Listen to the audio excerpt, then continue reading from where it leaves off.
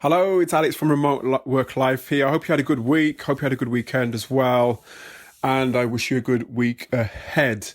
Just want to say thank you as usual, as ever, for tuning in. I appreciate it so much. The numbers, I'm keeping an eye on the numbers because I'm quite I suppose a geek where that is concerned. I like to kind of analyze numbers in terms of the downloads of the show, and they're on the upward curve, which I guess is a good sign. So thank you if you're tuning in for the first time, and thank you if you are a regular listener.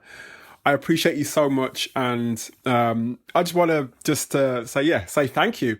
But don't just leave it at listening. Please get in touch, as I always say as well. Please get in touch via my LinkedIn profile. Say hello. Just let me know what your thoughts are, if you want to get involved in the show, or if you want to ask a particular question that you want me to cover on the podcast. You're more than welcome to get in touch with me via LinkedIn first. So, yes.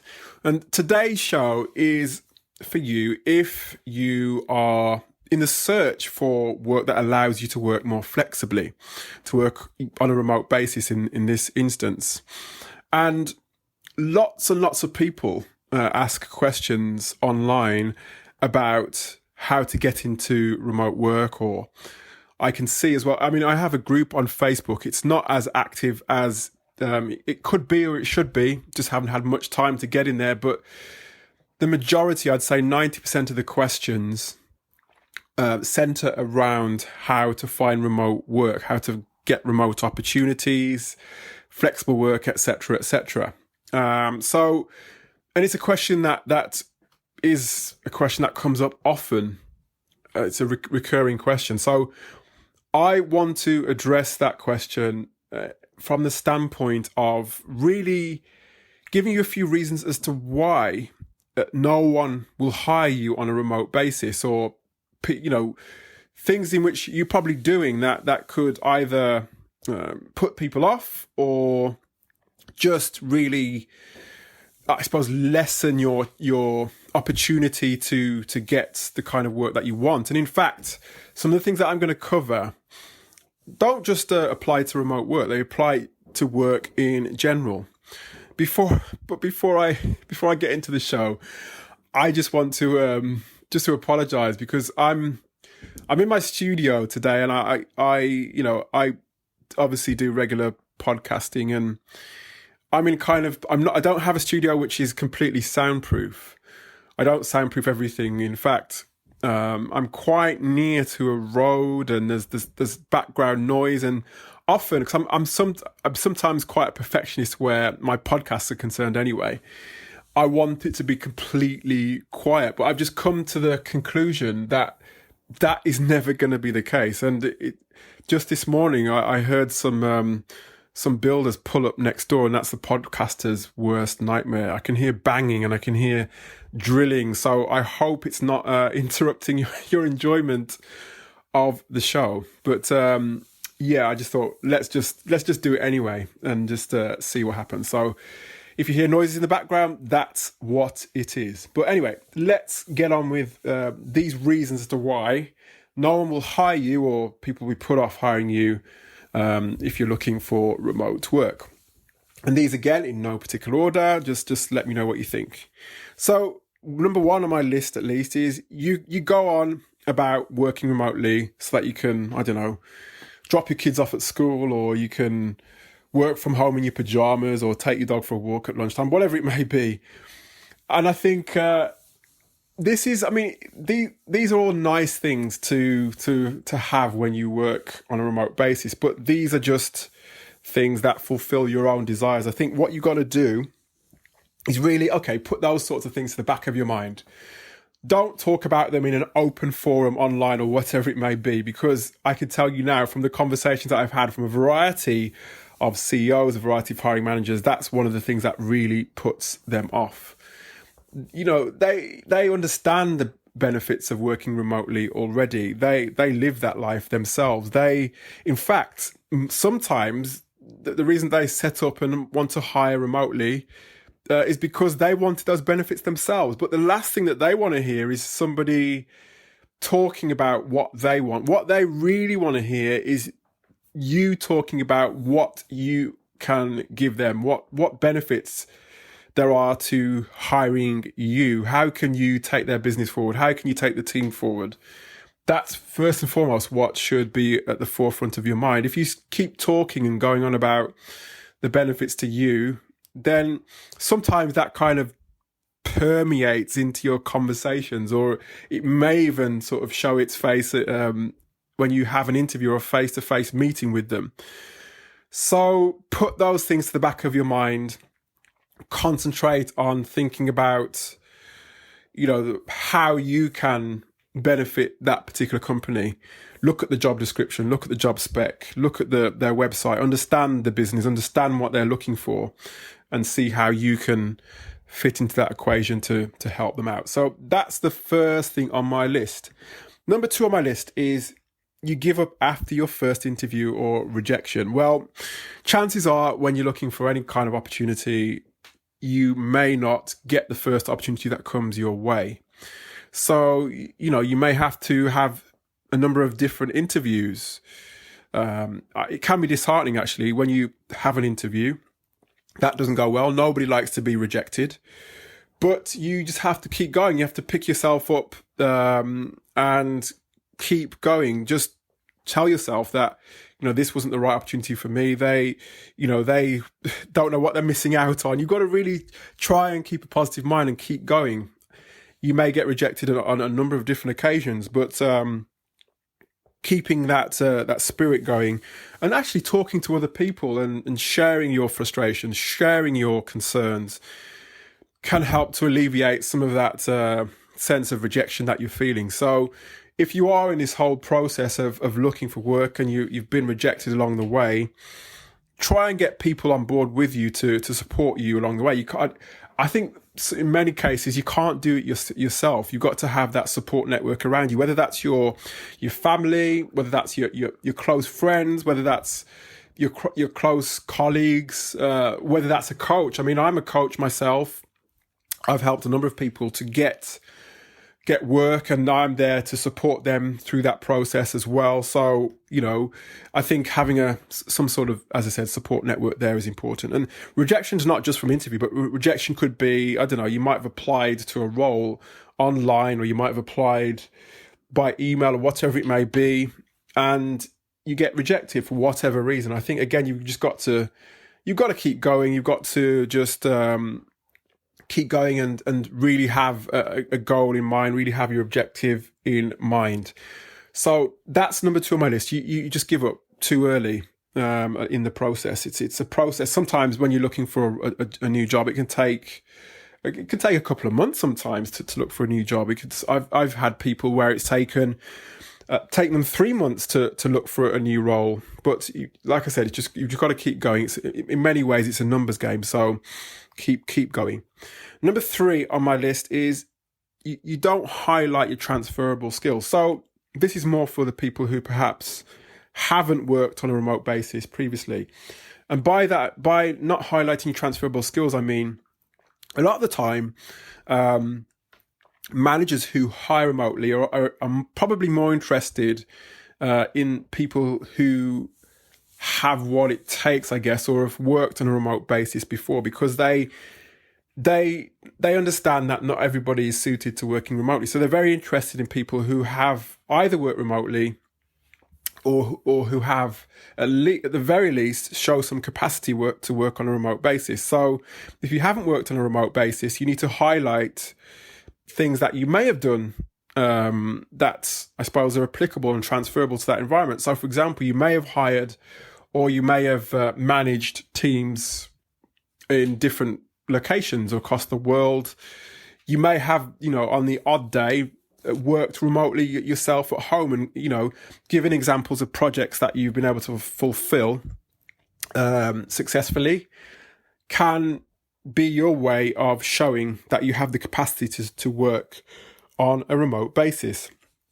And, the only way that you can really show that is, in the first instance, is obviously things like your LinkedIn profile or your social media profiles, your resume, that sort of thing. So if you just take it for granted and send your CV without sort of tailoring it, your resume without tailoring it, then it may be that you could really sell yourself short and perhaps not get as far in the process as you want. So you really need to highlight the skills that are transferable. And they're not just things like how you've worked, but applications that you might have used. So for example, as I've said in previous episodes, these remote businesses, they tend to use a lot of cloud-based applications like, I don't know, HubSpot, Slack, that sort of thing to get their work done. So again, you may have used those sorts of applications. So highlighting them on your resume, on your CV, in your conversations is something that's going to put you in good stead. So think about that as well.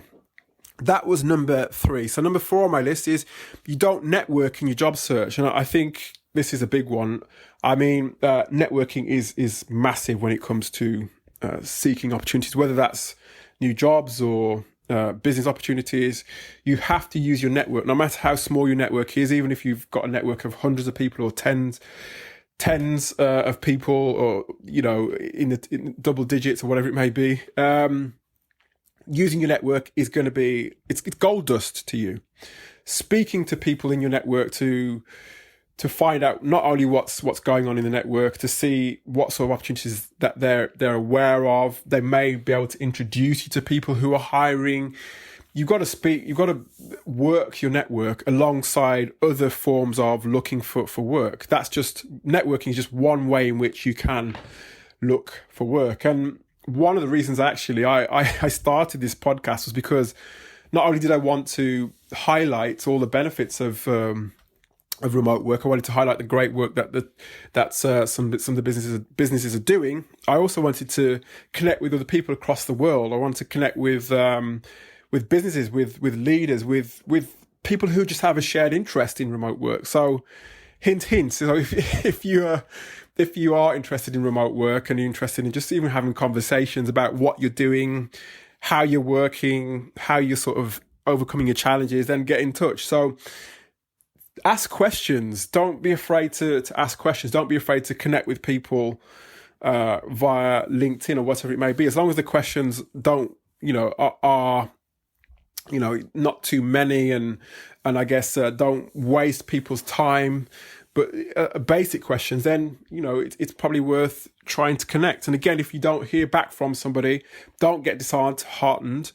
Move on to somebody else until you connect with people who have a shared interest, who share your interest, who share your values, and then you can get a conversation going. But definitely use your networks and ask the right questions. And don't waste anybody's time, I guess, is another thing I'm saying.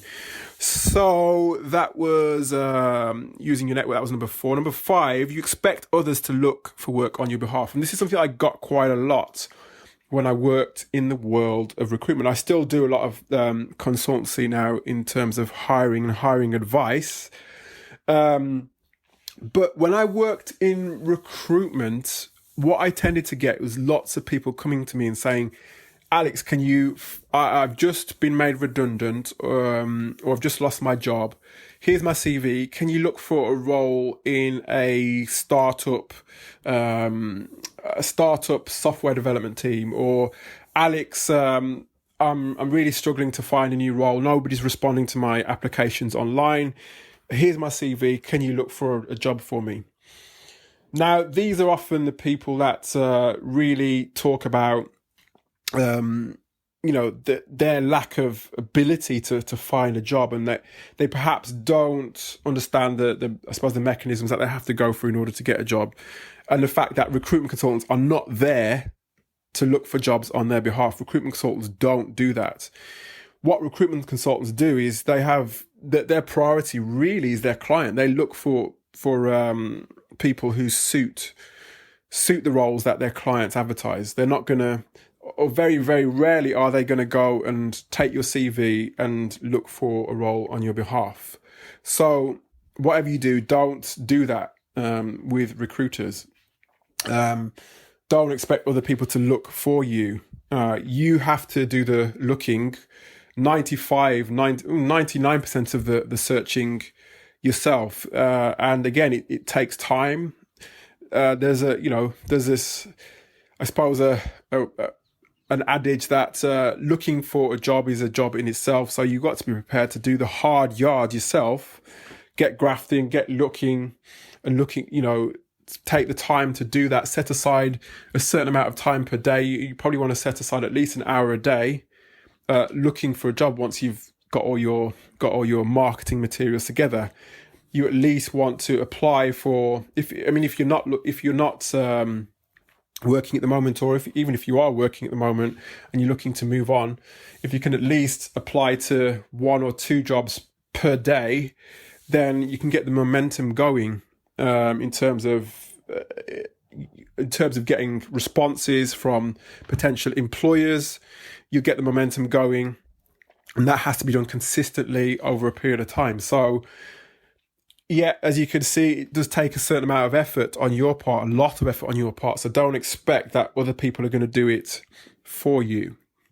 So that was number 5, I believe. So number 6 on my list, you sent your resume, your CV, but you don't have data. So what do I mean by data? So often what I find is lots of people apply for jobs online via job boards, or they apply directly to employers, or they have they've sent their CV, they've got the interview, they're not successful with the interview, and they just leave it at that. They don't have any data to kind of understand what's going on. So let's just rewind a bit. So from the standpoint of applying to jobs via the job boards or email, you need at some point, I know job boards are a bit more difficult, but you need at some point to get some feedback. So you have to follow up with the application maybe a few days later, or just to see, firstly, if they've got your CV. Secondly, what are the next steps? You may not get a response, first of all. You may not get a response second time around. If you don't get a response third time, then probably it's likely that you're not going to hear back, but you should at least try to get some data to understand where you stand, and also if you're not successful, why you're not successful. So, and that also applies to interviews as well. So if you've had an interview, you've not heard back, or you're not successful, then you really need to get some data to understand why you weren't successful. Because if you don't have data, then how can you improve? How can you make improvements next time around? How can you improve your resume if you don't have any data on your application? How can you improve your interview technique or your performance interview if you don't understand where your limitations are? So you need to get data. If you can't get data, if you can't get it first time around, then don't give up on it. Try, as I said, to dig for at least a little bit of feedback if you can. Don't spend too much time and effort doing it, because obviously you've got to apply for other things along the way. But what I'm saying here is at least try to follow up. Okay, so data. So number 7, you don't know what you're about and what you stand for. And I think this is probably the most important thing on this list, although I've left it to the last to mention it. Any sort of, research or I suppose execution of your job search is going to first involve you having a deep look at yourself to understand yourself before you start out. Because what you find is, if you don't look at yourself, then you don't know what direction in which you need to go. When I say look, the sorts of things that you need to look at, that is what I'm talking about is things like, what skills do you have that could be really of use to your next employer. And when I say skills, I mean skills that you've brought these skills to a level of real expertise where you can stand alone, where you can be an advisor to your teammates and to the business as a whole. Somebody that has developed that real expertise in that area, that skills that you're really confident in, so that you can then instill confidence in people who are hiring you. So really think about that. Another thing to think about in terms of what you're about is your strengths, because your strengths may be, coaching people or managing people, or working on projects. I don't know, whatever it may be. Really think about where your strengths are. Your strength could be with people and sort of getting people on board with new ideas. Really understand yourself, because again, remote teams are all about people. Whichever way you look at it, whether they're tech businesses, whether they're service-related businesses or product-related businesses, it doesn't matter. They're all about people, because people is what makes these businesses thrive and tick and work.